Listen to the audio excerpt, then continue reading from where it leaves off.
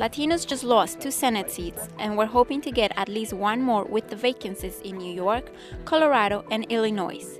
Yet, it did not happen. What does this mean for the Latino community and their political empowerment? According to political analyst and commentator Gerson Borrero, it doesn't look promising. Right now, the future doesn't really bode well. The present is not looking that really enticing. I have a concern that we are right now too complacent. We're trusting the new president and the administration. Gerson believes that the administration is still falling short when it comes to Latino inclusion at the federal and local levels. There seems to be a trend that somehow the change that we're encountering with the election of Barack Obama, now President Obama, somehow Latinos are going to benefit, but we still have not seen those benefits. One, within the administration, in terms of we lost Bill Richardson, we have now lost Ken Salazar, who did get an appointment, and we have Representative Solis, who is awaiting a representative, and we have Mel Martinez, who is not going to be running for re-election in 2010. And now we have a situation in New York, and with the governor, David Paterson, just anointed the next representative, which is Kristen Gillibrand, who is a person, not only is she not Latina, and Nydia Velázquez actually took herself out, but she was a contender and a person she could have named, who certainly had more experience than the actual senator now.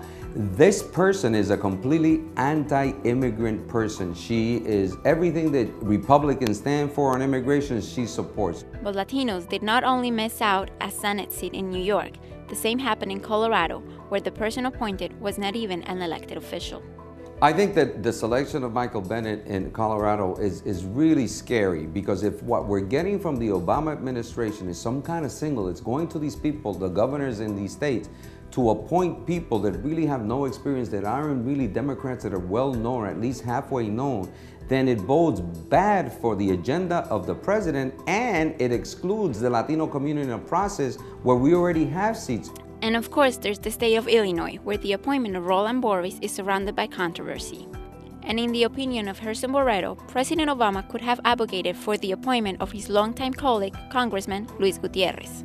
Couldn't have you picked up your own governor, who he worked with, to say, listen, I have an inclination for so and so and so, and I would really prefer, given the climate of what's happening, that Luis Gutierrez be the person that you anoint. We'll worry about getting him reelected later on. As the leading Democrat, I think that so far, in this particular case, I'm really disappointed with the president. I really am.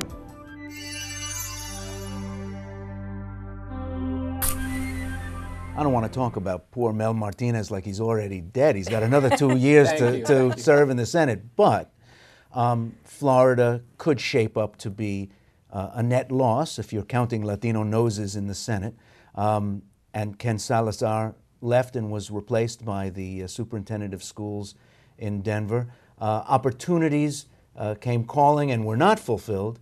And it looks like after some steady progress was made on Latino numbers in the Senate, you may end up with 0 after the midterm elections. A big thing, not a big thing, just a hiccup on the way to someplace better.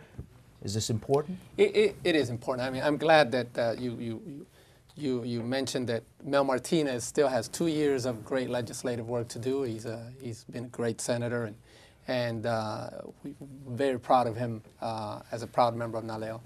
In Florida, the fact that Jeb Bush, the former president's brother and former governor, isn't going to run opens up the field for a whole host of candidates in Florida, particularly Marco Rubio, who was the leader of the state legislature for a number of years, is looking to run for that Senate seat.